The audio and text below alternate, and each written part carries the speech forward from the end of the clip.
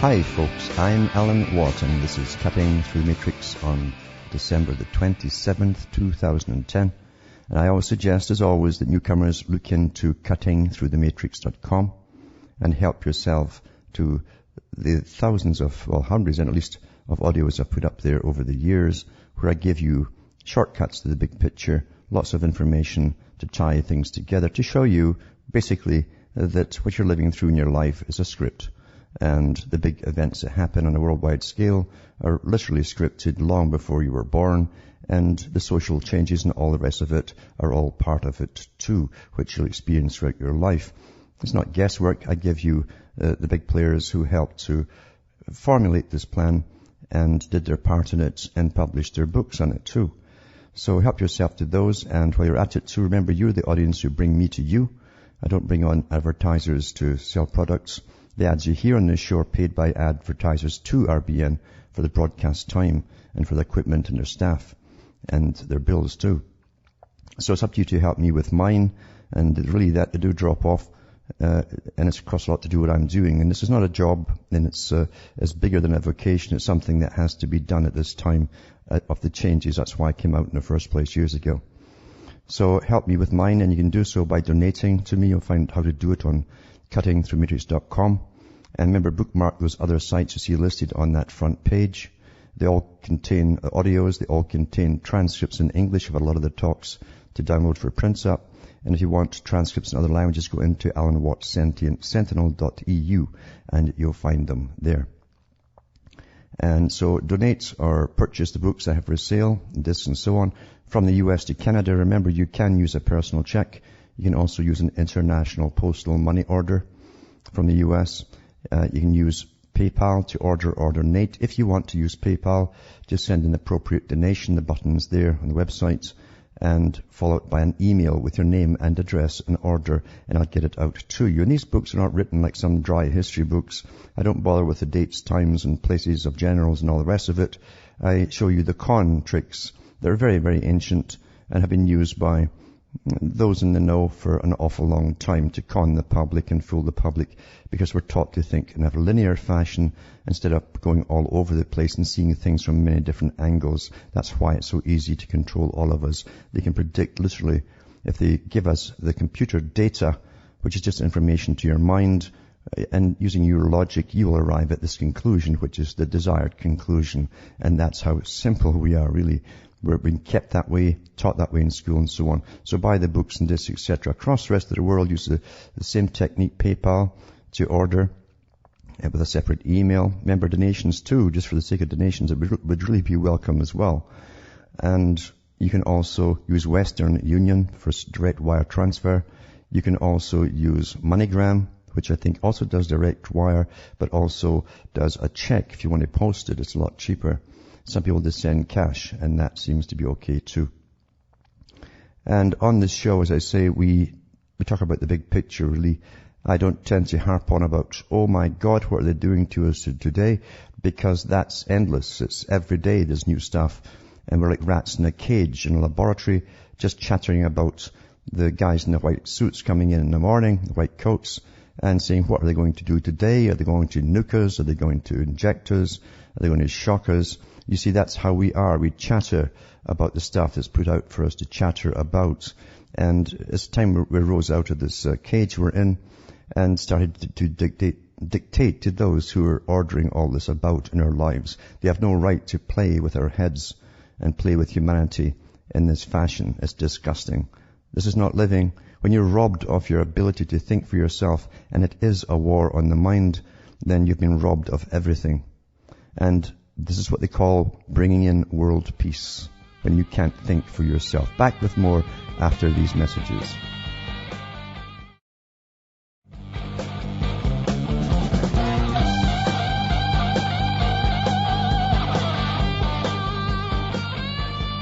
Hi folks, we're back and we're cutting through the matrix. And I hope you all had a Merry Christmas. And I'm sure a few out there have a few sore heads still lingering from it too, because you got a bit too merry. But as I say, you only live once, and sometimes some people don't even live that at all. So, as I say, I hope you wished you had a good Christmas and things turned out well for you. But the agenda, as I say, goes on. We've watched this for years and years, and to be honest with you too, they're really on a roll now to speed everything up. There's not much opposition really, because you see, they're not going across any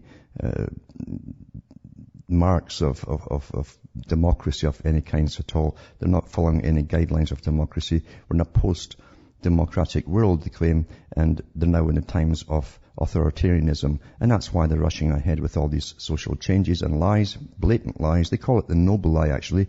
They say we're too stupid to understand and go along with things for our own good. Therefore, they have to lie to us. And that's the standard rule they use. That actually came out with the New American Century group as well, but they all use it. And we've seen the scams of global warming and everything else to get carbon taxes in. And there's much, much more to it, of course, as to where they want to go with it. But here's an article here, for instance, from Britain, from a newspaper.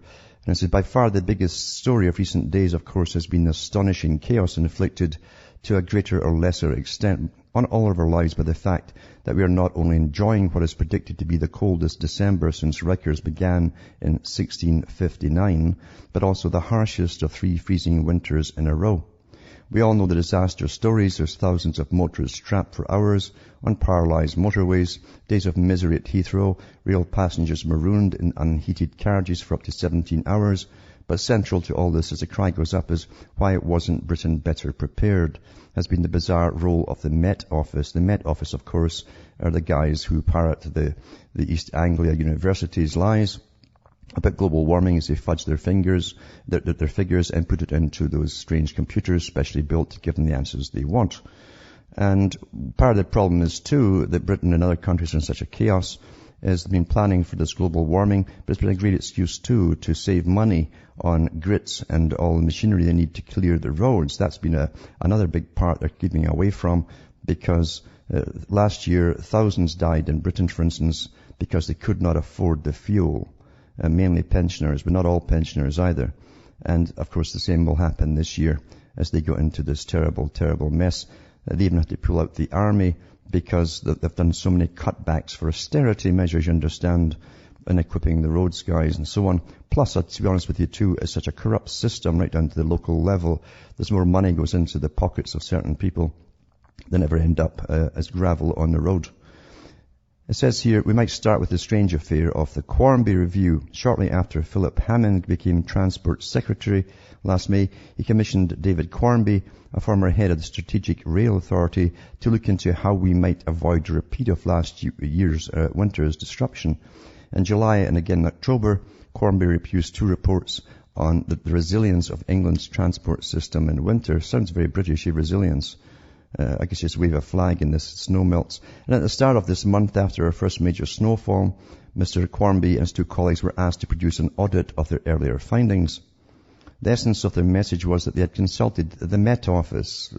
As I said before, you'll never get truth out of guys that were ostensibly weathermen who are now getting paid big bucks and grants to tell lies. They've got too much to lose and go back to, doing 2 or 3 part-time jobs instead. Anyway, it says, which advised them that despite 2 harsh winters in succession, these were random events, and the chances of which, after a long previous run of mild winters, were only 20 to 1.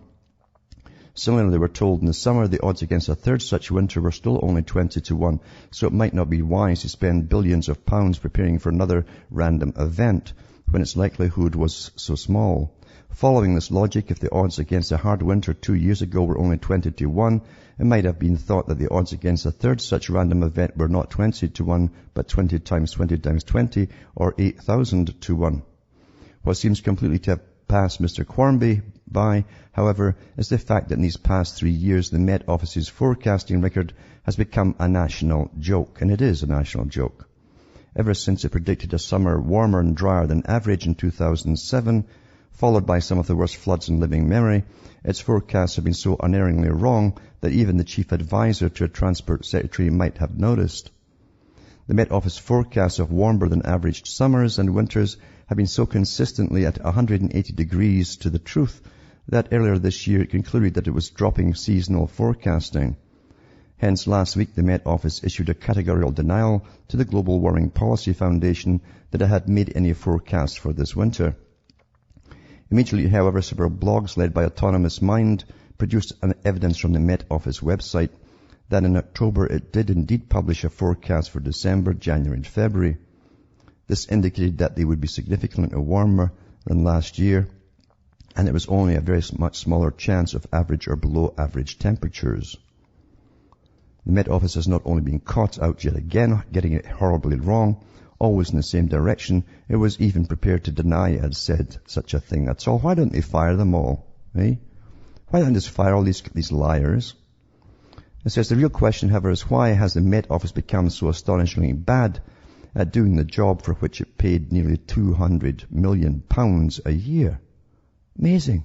£200 million to tell the weather. Always wrong. In a way which has become so stupendously damaging to your country, the answer is that in the past 20 years, as can be seen from its website, the Met Office has been hijacked from its proper role to become wholly subservient to its obsession with global warming.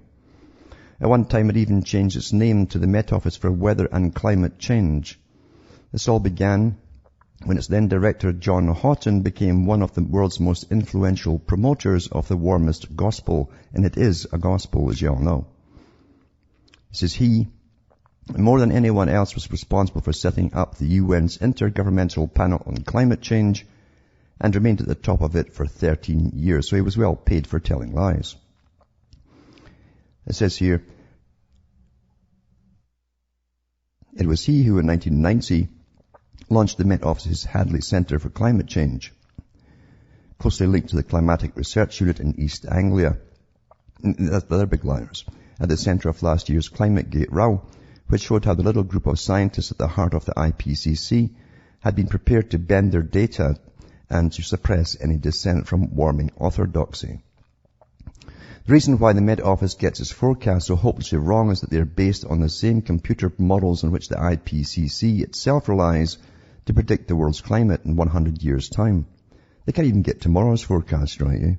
They are programmed on the assumption that as CO2 rises, as an assumption, right, so temperatures must inexorably follow. For 17 years this seemed plausible because the world did appear to be getting warmer. We all became familiar with those warmer winters and earlier springs, which the warmers were quick to exploit to promote their message. That's because they forgot they're all predicting the 70s it was going to freeze to death, right? That's when Dr. David Vinier of the CRU famously predicted to the Independent in 2000 that within a few years winter snowfall will be a very rare and exciting event. Last year, that article from 10 years ago was the most viewed item on the Independent's website. But in 2007, the computer models got caught out, failing to predict a temporary plunge in global temperatures of 0.7 centigrade, more than the net warming of the 20th century. Much of the northern hemisphere suffered what was called in North America the winter from hell. Even though temperatures did rise again in the winter of 2008-9, this happened again only worse. The Met Office simply went into denial. A senior climate change officer, Peter Scott, said in March 2009 that the trend towards milder winters was likely to continue. This would not be another winter like 1962-3 for 1,000 years or more. Last winter was colder still, and now we have another even more savage random event for which we are even less prepared. The Taxpayers Alliance revealed last week that councils have actually ordered less salt this winter than last. They're so corrupt, though, these local councils and regional councils. The consequences of all this are profound. Those who rule over our lives have been carried off into cloud cuckoo land, for which no one was more responsible than the zealots at the Met Office, subordinating all it does to their dotty belief system. Significantly, its chairman, Robert Napier, is not a weatherman but a climate activist, previously head of WWF UK, one of the leading warmist campaigning groups. And so they are. Same with the newspapers too. They have what's a climate specialist? It's a field journalist that scratches his living as a hurrah person for the group. It says at one end of this colossal diversion of national resources permeating every level of government, and it has permeated every level of government, this religion. We have the hapless Mr. Quarmby, who feels obliged to follow the Met Office and advise that the President freeze is a random event and calls for no special responses, with the results we see on every side. At the other, fixated by the same belief system, we have our climate change secretary, Chris Huhne. And why have you got a climate change secretary?